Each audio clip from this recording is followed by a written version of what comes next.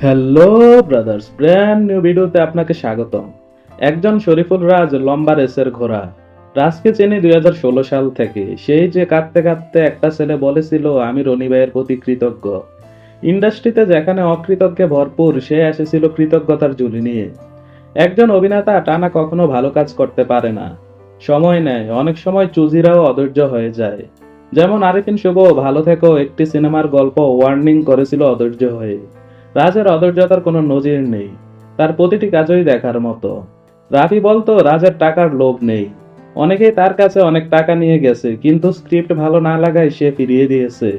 এমনও না তার টাকার দরকার নেই, সে প্রায়ই নিজের আর্থিক অসচ্ছলতার কথা বলে, যেটা কোনো নায়কই প্রকাশ্যে বলে না। একটা সিনেমার পর অনেক অভিনেতাই নাটকে চলে গেছে, ইয়াশ, রোহান, ইমতিয়াজ, বর্ষণ। সে তাও না, নাটকের লোভ সে ত্যাগ করেছে। তার মন প্রাণ জোরে কেবল সিনেমা, তাও সিনেমার খারাপ সময়ে। হতে পারে পরীকে ভালোবেসে ভুল করেছিল, তবে এখানেও তার উদারতা দেখুন।